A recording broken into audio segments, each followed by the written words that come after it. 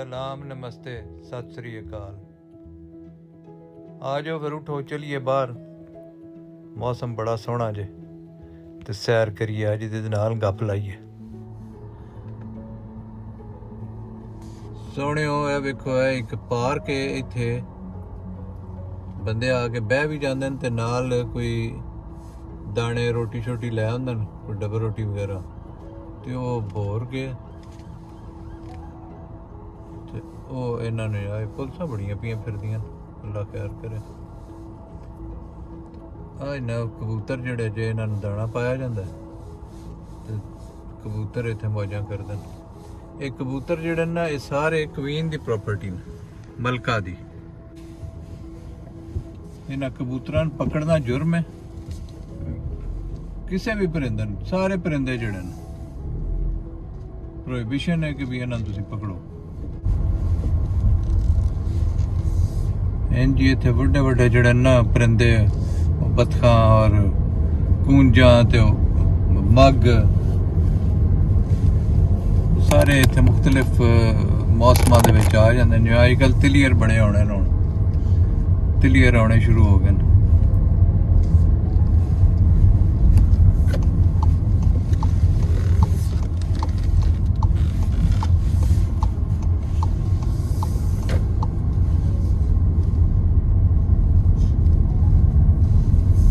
सामने वेखो दरख्त ने कैसी सफेद फुलां दी पोशाक पाई है। So beautiful.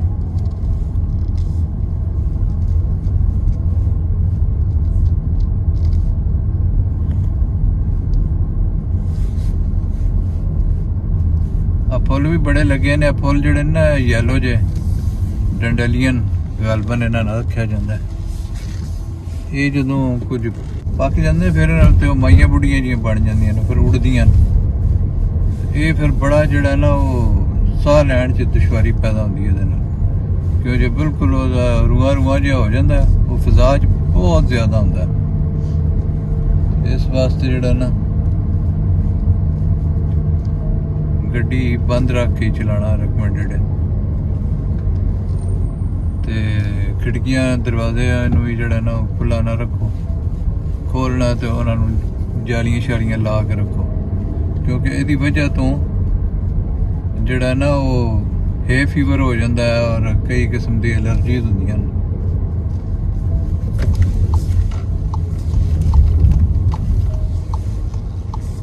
सारे जेह्ड़े जिन्ने पीले फुल लगे न ये सारे जेह्ड़े न इन्होंने बिल आखिर माई बुढ़ियां बन जाना। माई बुढ़ियां बन के ते इन्हां जरदारी ते नवाज शरीफ अलग साढ़े पिछे जाना।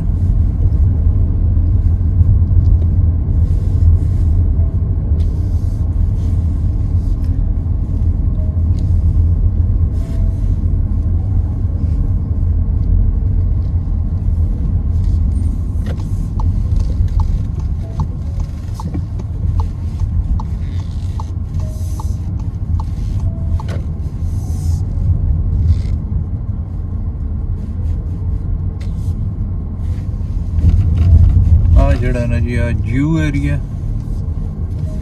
ਇੱਥੇ ਮੋਸਟਲੀ ਸਾਡੇ ਜਿਹੜੇ ਜੂ ਬਰਾਦਰਾਨ ਰਹਿੰਦੇ ਨੇ ਜੂ ਭਾਈ ਯਹੂਦੀ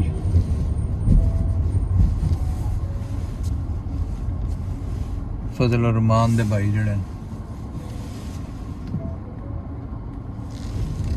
जनाब इत्थे रहिंदे ना बच्चे उन्होंने पे फिरदे आ बीबियां उन्होंने भी फिरदियां।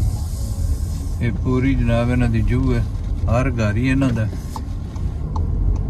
ते अपना इन्हां दी सिक्योरिटी है अपना इन्हां दा जनाब स्कूल सिस्टम ने ते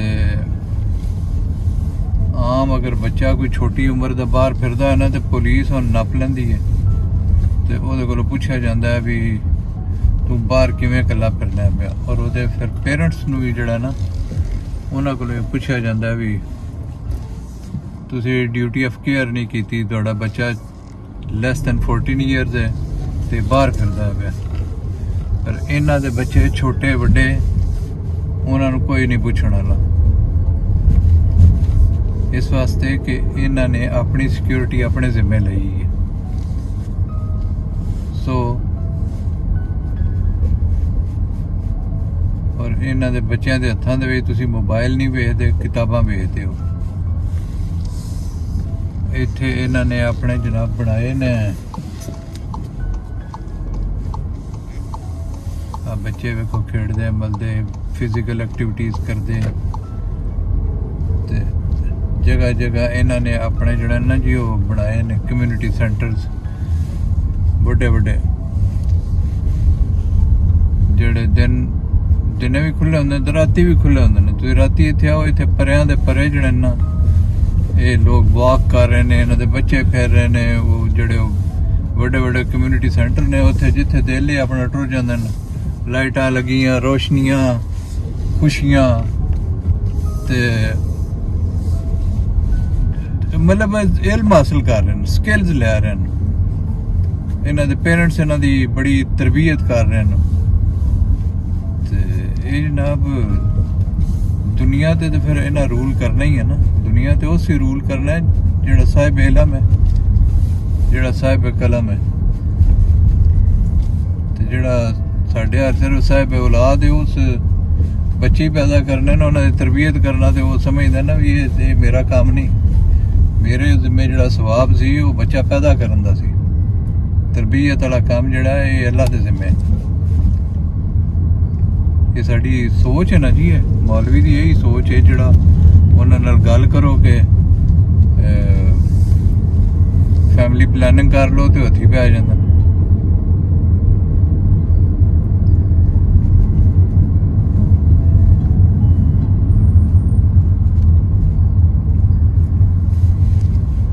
ਬੱਚੇ ਵੇਖੋ ਤੁਸੀਂ ਛੋਟੇ ਛੋਟੇ ਨੇ, ਸਾਰੇ ਅੰਡਰ 14 ਨੇ ਮੋਸਟਲੀ। ਐਟ देयर ओन ਫਿਰਦੇ ਟੁਰਦਨ ਪੇ ਜਾਂਦੇ ਹੁੰਦੇ ਨੇ।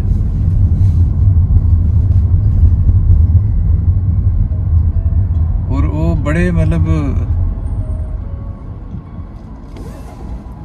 ਦਾਨਿਸ਼ਮੰਦ ਕਿਸਮ ਦੇ ਬੱਚੇ, ਉਹ ਸ਼ਕਲਾਂ ਹੀ ਲੱਗਦੇ ਨੇ ਕਿ ਬੜੇ ਜ਼ਹੀਨ ਨੇ, ਬੜਾ ਉਹਨਾਂ ਦੇ ਵਿੱਚ ਇਤਮਾਦ ਹੈ। ਔਰ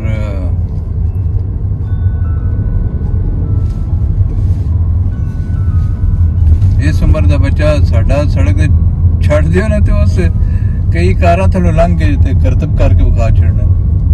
ਇਹਨਾਂ ਸਾਈਡ ਤੇ ਆਪਣਾ ਡਿਸਪਲਿਨ ਨਾਲ ਇਹਨਾਂ ਨੂੰ ਪਤਾ ਹੈ ਵੀ ਮੈਂ ਕਿੱਥੇ ਟੁਰਨਾ ਹੈ, ਮੈਂ ਸੜਕ ਕਿਵੇਂ ਕ੍ਰਾਸ ਕਰਨੀ ਹੈ। ਸਾਡਾ ਖੈਰ ਨਾਲ ਸ਼ਬਾਜ਼ ਸ਼ਰੀਫ ਸਾਹਿਬ ਵੀ ਇੱਥੇ ਆਇਆ ਸੀ ਤੇ ਉਹ ਇੱਕ ਸੜਕ ਨੇ ਵਿਚਾਰੇ ਕੋਲ ਕ੍ਰਾਸ ਹੁੰਦੀ, ਉਹ ਟੈਕਸੀ ਥੱਲੇ ਆ ਕੇ ਸਾਡਾ ਵਜ਼ੀਰ ਆਜ਼ਮ ਸ਼ਹੀਦ ਹੋਊਗਾ।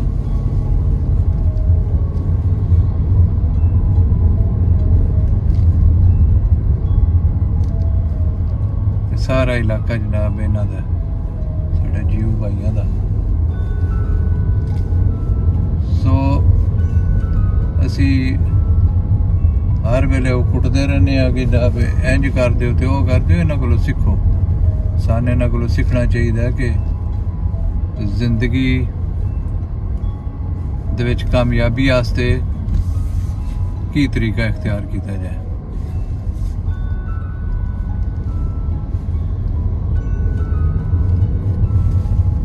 ਛੇ ਵੱਡੀਆਂ ਕੰਪਨੀਆਂ ਨੇ ਇੰਸ਼ੋਰੈਂਸ ਦੀਆਂ, ਇੱਥੇ 6 ਦੀਆਂ 6 ਜੀਓਜ਼ ਦੀਆਂ। ਠੀਕ ਹੈ ਜੀ। ਬੈਂਕ ਇਹਨਾਂ ਦੇ ਵੱਡੇ ਚੇਨ ਜਿਹੜੀਆਂ ਸਟੋਰਸ ਨੇ, ਉਹ ਇਹਨਾਂ ਦੇ ਫੂਡ ਜਿਹੜੀਆਂ ਨੇ ਚੇਨਸ, ਉਹ ਇਹਨਾਂ ਦੀਆਂ ਵੱਡੀਆਂ ਕੋਠੀਆਂ ਇਹਨਾਂ ਦੀਆਂ। ਜਿੰਨੇ ਆਸ-ਪਾਸ ਵੱਡੇ ਦਰਖਤ ਇਹਨਾਂ ਦੇ, ਵੱਡੇ ਘਰ ਇਹਨਾਂ ਦੇ। ਤੇ ਟੌਰ ਇਹਨਾਂ ਦੀ ਹੈ। ਕਿਉਂ? ਇਲਮ ਦੀ ਬੁਨਿਆਦ ਤੇ।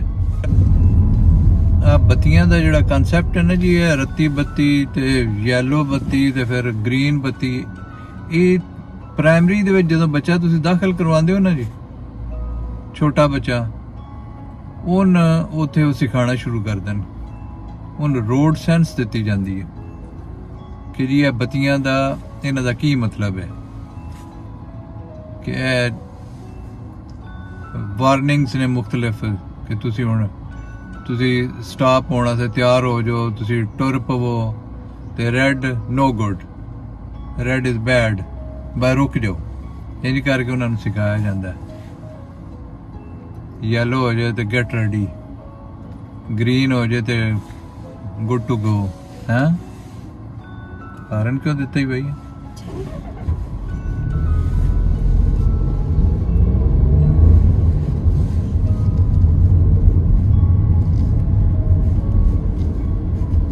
ਮਹੀਨਾ ਪਹਿਲਾਂ ਇਹਨਾਂ ਬਿਲਕੁਲ ਇੱਥੇ ਜਿਹੜੇ ਨਾ ਦਰਖਤ ਇਹ ਬਿਲਕੁਲ ਸੋਟੀਆਂ ਹਰ ਖਲੋਤੇ, ਹੁਣ ਵੇਖੋ ਜ਼ਬਰਦਸਤ ਹੋ ਗਏ।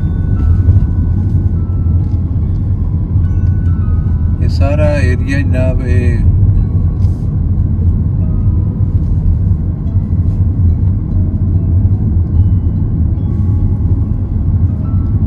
ਪੜ੍ਹੇ ਲਿਖੇ ਜ਼ਿੰਦਗੀ ਦੀ ਜਦੋਜਹਿਦ ਵਿੱਚ ਕਾਮਯਾਬ ਲੋਕਾਂ ਦਾ।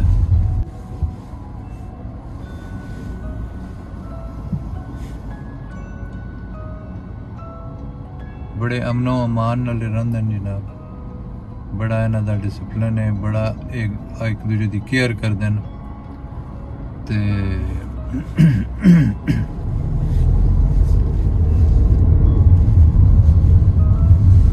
ਮੁਸਲਮਾਨ ਕਮਿਊਨਿਟੀ ਜਿੱਥੇ ਹੈ ਉਹ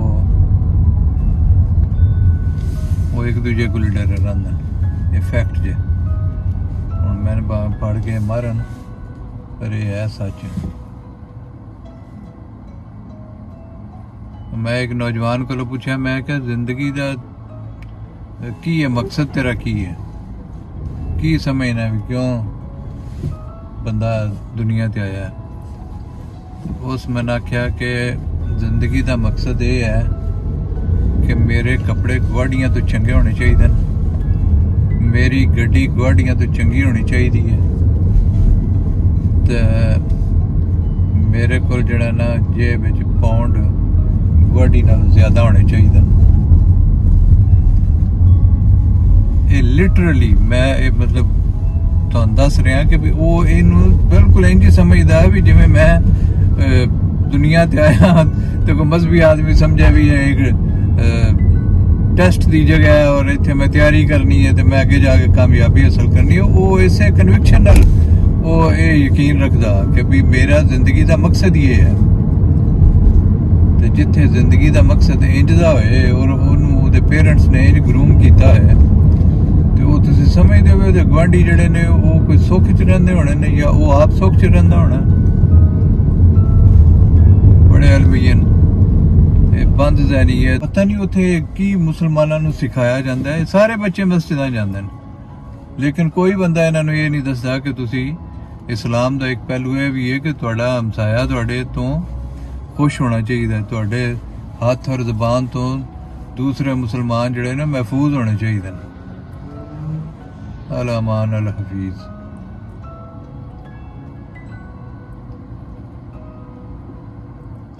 ਅਗਲੇ ਦਿਨ ਇੱਕ ਲਤੀਫਾ ਐਵੇਂ ਨਜ਼ਰ ਸ਼ਾ ਗੁਜ਼ਰਿਆ ਕਿ ਉਹ ਬੰਦਾ ਕੋਈ ਤਬਲੀਗ ਕਰਦਾ ਜਿਹੜਾ ਨਾ, ਉਸ ਇੱਕ ਬੂਹਾ ਜਾ ਖੜਕਾਇਆ ਤੇ ਅੰਦਰੋਂ ਇੱਕ ਬੰਦਾ ਨਿਕਲਿਆ। ਉਸ ਆਖਿਆ ਜੀ ਮੈਂ ਤੇ ਈਸਾਈ ਹਾਂ। ਉਹ ਕਹਿ ਰਿਹਾ ਵੀ ਉਹਨੇ ਉਹ ਅੱਛਾ ਆਦਮੀ ਆ, ਉਸ ਉਹਨਾਂ ਨੂੰ ਕੋਈ ਪਾਣੀ ਛਾਣੀ ਆਫਰ ਕੀਤਾ ਜਾਂ ਕੁਝ ਵੀ। ਉਹ ਖੈਰ ਪਾਣੀ ਤੋਂ ਨਹੀਂ ਕਿਧਰੋਂ ਵੀ ਪੀਂਦੇ ਤੇ ਉਹ ਗੱਪਾਂ ਮਾਰਨ ਲੱਗ ਪਈ। ਤੇ ਉਹ ਖੈਰ ਉਹ ਵਿੱਚੋਂ ਇੱਕ ਤਬਲੀਗੀ ਆ ਜਿਹੜਾ ਨਾ ਉਹ ਮੇਰੇ ਨਾਲ ਦਾ, ਉਹ ਸਾਨੂੰ ਪੁੱਛਿਆ ਕਿ ਭਾਈ ਕੋਈ ਇਹ ਦੱਸ ਵੀ ਕੂੜ ਛੂੜ ਵੀ ਬੋਲ ਲੈਣਾ। ਉਸ ਆਖਿਆ ਜੀ ਬੋਲ ਲਈਦਾ ਕੂੜ ਵੀ ਜ਼ਰੂਰਤ ਪਏ ਤੇ ਉਸ ਆਖਿਆ ਕੋਈ ਮਿਲਾਵਟ ਸ਼ਲਾਵਟ ਵੀ ਕਰਨਾ। ਉਸ ਆਖਿਆ ਜੀ ਮਿਲਾਵਟ ਵੀ ਕਰ ਲਈਦੀ ਹੈ ਲੋੜ ਪਏ ਤੇ ਉਸ ਆਖਿਆ ਕੋਈ ਮੌਕਾ ਮਿਲੇ ਤੇ ਕੋਈ ਲੁੱਟ ਲੱਟ ਵੀ ਲੈਣਾ ਬੰਦਿਆਂ ਨੂੰ। ਮਤਲਬ ਉਹਨੇ ਇਸ ਕਿਸਮ ਦੇ ਜਿਹੜਾ ਨਾ ਕੋਈ ਚੀਜ਼ਾਂ ਪੁੱਛੀਆਂ 2 ਨੰਬਰੀ ਵਾਲੀਆਂ। ਤੇ ਉਸ ਆਖਿਆ ਜੀ ਕਰੀ ਦੀਆਂ ਨਾ। ਤੇ ਉਸ ਆਖਿਆ ਤੂੰ ਕਲਮਾ ਕਿਉਂ ਨਹੀਂ ਪੜਦਾ, ਤੇਰੀਆਂ ਸਾਰੀਆਂ ਆਦਤਾਂ ਸਾਡੇ ਹਾਲ ਦੀਆਂ, ਪਾਗਲ ਹੈ ਤੂੰ। ਸੋਚਣਾ ਵੀ ਸਾਡੇ ਤੇ ਇਹ ਲਾਗੂ ਹੁੰਦਾ। ਹੁਣ ਮੈਨੂੰ ਬੜੀ ਗਾਲਾਂ ਕੱਢੋ ਤੁਸੀਂ, ਮੈਨੂੰ ਪਤਾ ਹੈ ਮੇਰੇ ਹੱਥੀ ਪੈ ਜਾਣਾ ਤੁਸੀਂ, ਲੇਕਿਨ ਇਹ ਫੈਕਟ ਹੈ। ਤੁਸੀਂ ਆਪਣਾ ਨੈਸ਼ਨਲ ਕਰੈਕਟਰ ਵੇਖੋ ਨਾ, ਪਾਕਿਸਤਾਨ ਦੇ ਵਿੱਚ ਕੋਈ ਬੰਦਾ ਇਨਵੈਸਟਮੈਂਟ ਕਰਨ ਨੂੰ ਰਾਜ਼ੀ ਨਹੀਂ। क्यों? इस वास्ते कि उत्थे ना कोई कानून है, ना अदालत है, ना बंदे डरदे न कि भी मैं इत्थे सरमाया लैके जाना है ते इन्हां मैनूं वड्ढ के कट के परां सट छड्डना है। ते ਉਹ ਬਜਾਏ ਦੇ ਕਿ ਉਹ ਮੈਨੂੰ ਇਜਾਜ਼ਤ ਦੇਣ ਕਿ ਵੀ ਮੈਂ ਉੱਥੇ ਕੋਈ ਕੰਮ ਕਰ ਲਾਂ ਜਾਂ ਮੈਂ ਉੱਥੇ ਕੋਈ ਇਨਵੈਸਟਮੈਂਟ ਕਰਾਂ ਜਿਹਦੇ ਨਾਲ ਲੋਕਾਂ ਨੂੰ ਰੋਜ਼ਗਾਰ ਮਿਲੇ, ਉਹਨਾਂ ਆਖਣਾ ਨਾ ਇਹ ਸਾਰਾ ਕੁਝ ਮੈਨੂੰ ਦੇ ਤੇ ਨਿਕਲਦਾ ਹੋਏ ਤੋਂ। ਐਸੀ ਸੂਰਤ 'ਚ ਕਿਹਨੇ ਇਨਵੈਸਟਮੈਂਟ ਕਰਨੀ ਹੈ ਬਈ ਉੱਥੇ? ਤੁਸੀਂ ਆਪ ਵੇਖੋ ਜਿਹਦੇ ਕੋਲ ਉੱਥੇ 4 ਛਿੱਲੂਆਂ ਆਉਂਦੀਆਂ ਨੇ ਉਹ ਲੈ ਕੇ ਤੇ ਉਹ ਕੋਈ ਬੈਲਜੀਅਮ ਦੌੜ ਜਾਂਦਾ, ਕੋਈ ਕੈਨੇਡਾ ਟੁਰ ਗਿਆ, ਕੋਈ ਅਮਰੀਕਾ ਜਾ ਬੈਠਾ, ਕੋਈ ਪਾਪਾ ਜੌਨਸ ਬਣਾ ਗਿਆ, ਤੇ ਕਿਸੇ ਲੰਦਨ ਵਿੱਚ 400 ਪ੍ਰਾਪਰਟੀਆਂ ਬਣਾ ਲਈਆਂ ਤੇ ਕਿਸੇ ਕੁਝ ਕੀਤਾ। ਸੋ ਜਨਾਬ ਇੰਜ ਮੁਲਕ ਨਹੀਂ ਬਸਤੇ।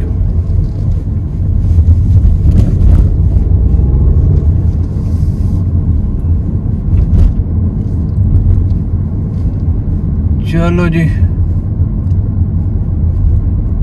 ਅੱਜ ਦੀ ਸੈਰ ਫਿਰ ਇੱਥੇ ਮੁਕਾਨੇ ਆ।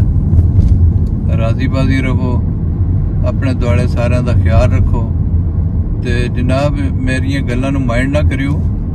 ਜਿਹੜਾ ਨਾ ਅੱਛਾਈ ਸਾਡੇ ਵਾਸਤੇ ਹੁਕਮ ਹੈ ਕਿ ਵੀ ਜਿੱਥੋਂ ਵੀ ਲੱਭੇ ਉੱਥੋਂ ਲੈ ਲਓ। ਤੇ ਮੈਂ ਦਾੜੀ ਜੁਬੇ ਰੱਖਣ ਦੇ ਨਾਲ ਕੋਈ ਜਿਹੜਾ ਨਾ ਉਹ ਬੰਦਾ ਨੇਕ ਨਹੀਂ ਹੋ ਜਾਂਦਾ। ਨੇਕੀ ਜਿਹੜੀ ਨਾ ਉਹ ਤੁਹਾਡੇ ਕਿਰਦਾਰ 'ਚ ਹੁੰਦੀ ਹੈ। ਤੇ ਅੱਲਾਹ ਤਾਲਾ ਸਾਨੂੰ साहब किरदार बनाए, सीधे रस्ते से टुरन दी तौफीक अता फरमाए। सिराते मुस्तकीम ते सिराते मुस्तकीम जिहड़ी है ना वो थोड़ी मुश्किल है, लेकिन वो बंदे नूं ग्रेजुअली फिर वो बुलंदी ते लै जांदी है, ओहदा व्यू खुला ते वड्डा हो जांदा है ते फिर वो बंदा जिहड़ा ना वो जन्नत च एंड अप हुंदा है। ते असीं जिहड़े एम बनाए ने ना कि भी असी गुआढ़ी लुट लेना ते फलाने का असी लत्त भंन चढ़नी है ते फलाने का असी खराबी कर देनी है। साफ दिल जड़े ना वो ही साहिब ईमान होंदे ने ते उन्हां दी बेड़े पार होने ते असी सारे कोशिश करिए कि असी दूजियां बारे अपने दिल साफ रखिए। लो जी मिलने फिर अगले व्लॉग च। अपना दुआले सारे का ख्याल रखो, रब रखा।